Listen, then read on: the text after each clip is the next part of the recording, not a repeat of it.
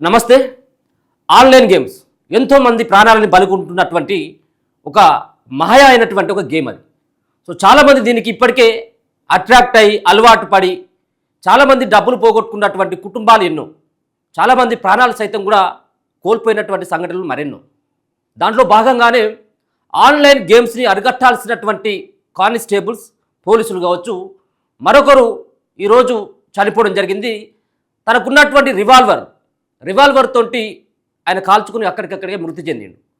So దయచేసి మరోసారి చెప్తా ఉన్నాను, ఆన్లైన్ గేమ్స్ అనేటివి కూడా అవంతా కూడా పెద్ద ట్రాష్, అవంతా కూడా దాని మాయలో పడ్డట్టు అయితే ఉంటే మంచి మంచి కుటుంబాలు సైతం కూడా, పచ్చగున్నటువంటి కుటుంబాలు సైతం కూడా ఆగమైనటువంటి సందర్భాలు ఎన్నో కోకొల్లలుగా చూస్తూ ఉన్నాం. ప్రతి చోట, కేవలం తెలంగాణ రాష్ట్రంలోనే కాదు, యావత్ దేశవ్యాప్తంగా ఏదో మూలన ఏదో సంఘటన ఆన్లైన్ గేమ్స్కి అలవాటు పడ్డటువంటి వ్యక్తులు దాన్ని మానుకోలేక, దానికోసం చేసినటువంటి అప్పులు తీర్చలేక, అప్పులలో ఒత్తిడికి, ఇంట్లో వాళ్ళ ప్రెషర్కి చిట్ట చివరికి చనిపోతూ ఉన్నారు. సో 1-2 సార్లు మనకు ఆన్లైన్ గేమ్స్కి అలవాటు పడి దాంట్లో బెట్టింగ్ వేసిన తర్వాత 1-2 సార్లు రావచ్చేమో, కానీ మెజార్టీగా 99% మంది ఈ ఆన్లైన్ గేమ్స్కి అలవాటు పడ్డటువంటి వ్యక్తులు, దాంట్లో దరిదాపుగా 99% మంది వాళ్ళందరూ కూడా డబ్బులు ఏదో రకంగా పోగొట్టుకున్నటువంటి వాళ్ళే.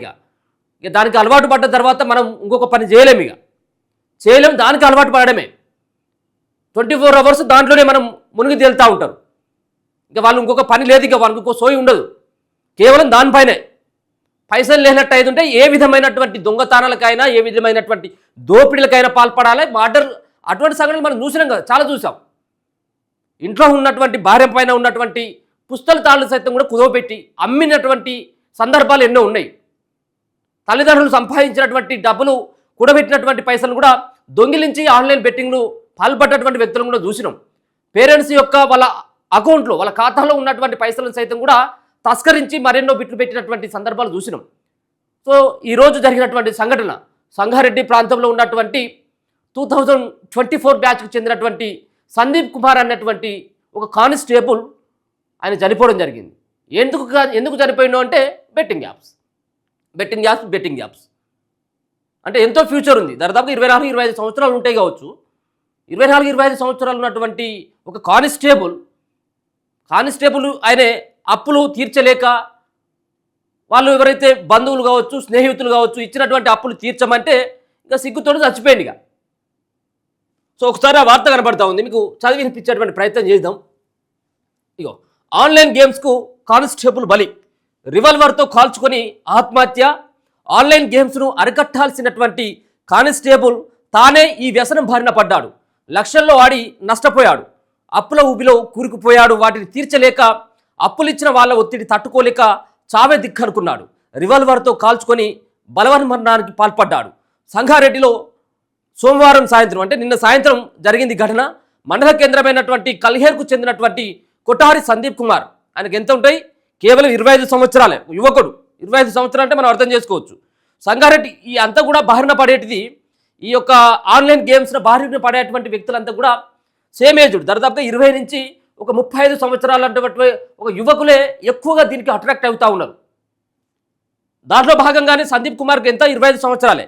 సంగారెడ్డి పట్టణ పోలీస్ స్టేషన్లో కానిస్టేబుల్గా పనిచేస్తున్నాడు. 2024 బ్యాచ్కు చెందినటువంటి సందీప్ కుమార్ కొంతకాలంగా ఆన్లైన్ గేమ్స్కు అలవాటు పడ్డాడు.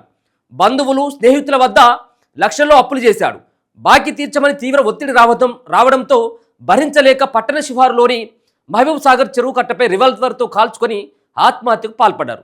ఇక చూడు, ఆయనకు ఉన్నటువంటి రివాల్వర్ ఏదైతే ఉంటుందో ఆ రివాల్వర్ పైన కూడా మరి అది ఎక్కడి తీసుకొచ్చిన రివాల్వరు ఏంటిది అనేటువంటి దానిపైన కూడా అనేక రకాలైనటువంటి సందేహాలు కూడా వ్యక్తమవుతూ ఉన్నాయి.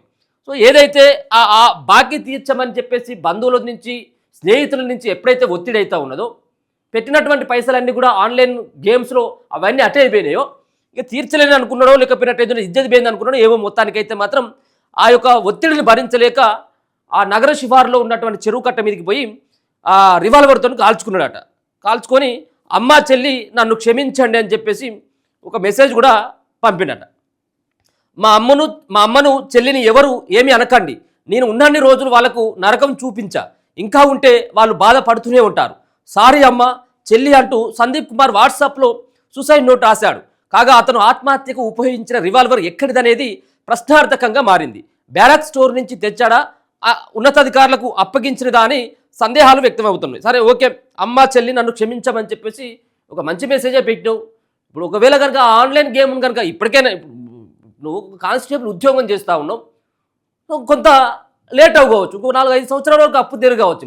నువ్వు ఆ ఉబిలోకి వెళ్ళి, ఆ ఉచ్చులోకి వెళ్ళి ఏదైతే ఆన్లైన్ గేమ్స్ సంబంధించినటువంటి ఆ బారి నుంచి బయటపడ్డట్టు అయితే ఉంటే నీ అప్పులు ఎన్ని 3-4 సంవత్సరాలు తీరిపోయేటి కదా. మీ అమ్మ కానీ మీ చెల్లి కానీ ఆ ఫ్యామిలీతో నువ్వు కానీ హ్యాపీగా ఉండేటోనివే కదా.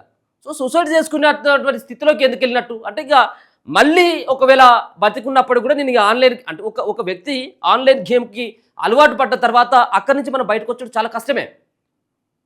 అందుకని చెప్పేసి చాలామంది ఇక చేసేది ఏం లేక చేతులు ఎత్తేసి చచ్చిపోతూ ఉంటారు, ఆత్మహత్య చేసుకుంటూ ఉంటారు. దయచేసి అన్నిటికీ కారణమైనటువంటి మూల కారణమైనటువంటివి అన్నీ కూడా ఈ ఆన్లైన్ గేమ్స్కి అసలు వీటినే బ్యాన్ చేస్తే అయిపోతుంది కదా. సెంట్రల్ గవర్నమెంటే ఒక నిర్ణయం తీసుకొని ఈ ఆన్లైన్ గేమ్స్ అప్పటికే కొన్నిటిని తొలగించింది, ఇంకా అన్అఫీషియల్గా చాలా కొనసాగుతూ ఉన్నాయి. ఆన్లైన్ గేమ్స్కి సంబంధించిన బెట్టింగ్ యాప్స్ ఇవన్నీ కూడా ఆన్లైన్ గేమ్స్లో మొత్తం అన్నీ కూడా డబ్బులన్నీ పోగొట్టుకొని ఒక కానిస్టేబులే రివాల్వర్తో కాల్చుకొని ఆత్మహత్య చేసుకునే కాడికి వచ్చింది. దయచేసి వీటన్నిటి పట్ల ఆన్లైన్ గేమ్స్ కానీ బెట్టింగ్ యాప్స్ కానీ దయచేసి దూరం ఉండాల్సినటువంటి అవసరం ఉన్నది. తస్మాత్ జాగ్రత్త అని చెప్పేసి మరోసారి సూచిస్తా ఉన్నాను. చూస్తూనే ఉండండి మన తొలి.